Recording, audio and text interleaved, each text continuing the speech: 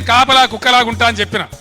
అంటే ఈ కుక్కలు పాడవాడు అడ్డమైన కుక్కలన్నీ మా దగ్గరనే దాపరమైన ఈ కుక్కలు కుక్క పాడవాడు. ఈ కుక్క ఎక్కడ వాయన ఈ కుక్క ఎవరిదిరో ఈ కుక్క ఎవరయ్యా కుక్క వచ్చిందంటే నేను కాపలా కుక్కలాగుంటా అని చెప్పిన.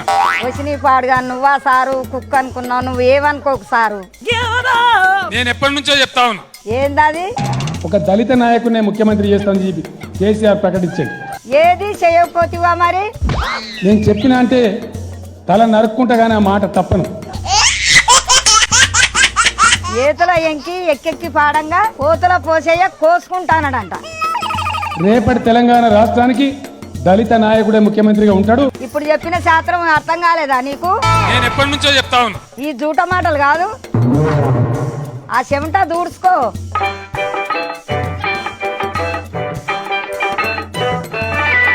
అబద్ధం చెప్పినప్పుడు చెమటలు గట్టినే వస్తాయి. ఇవో కోసుకుంటాడంట, కోసుకుంటా చాలు, మందిని కోయకపోతే చాలు.